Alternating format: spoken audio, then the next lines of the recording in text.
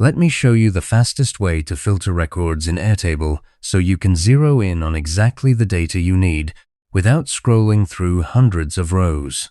If you find this helpful, be sure to like and subscribe, and let's get right into it. First, open your browser and head over to Airtable. Once you are there, click the Login button and enter your account credentials. You'll land on your workspace dashboard, which shows all the bases you have access to.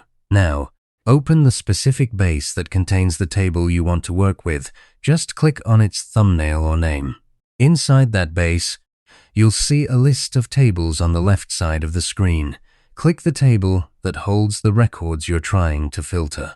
This is where all your rows of data live, and it's about to get a lot more manageable. Look up at the toolbar running across the top of your table. You'll see a button labeled Filter. Go ahead and click it. A filter panel will slide open from the right or drop down, depending on your view. Click Add Condition to create your first filter rule. Now you'll choose the field you want to filter by. That's any column in your table, like name, status, date, or category. Select the field that matters most for this search.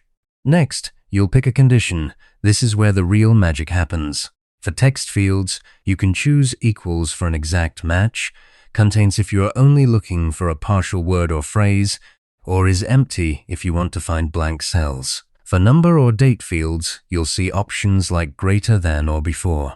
Pick the condition that fits what you're looking for. After that, enter or select the value for your filter. If you chose equals, type the exact text or pick from the drop-down. If you chose contains, type just the keyword. Airtable will instantly update your table, hiding every record that doesn't match and showing only the filtered results. And that's it. You've learned how to filter records in Airtable to quickly find the data that matters most. Thanks for watching, and I'll see you in the next tutorial.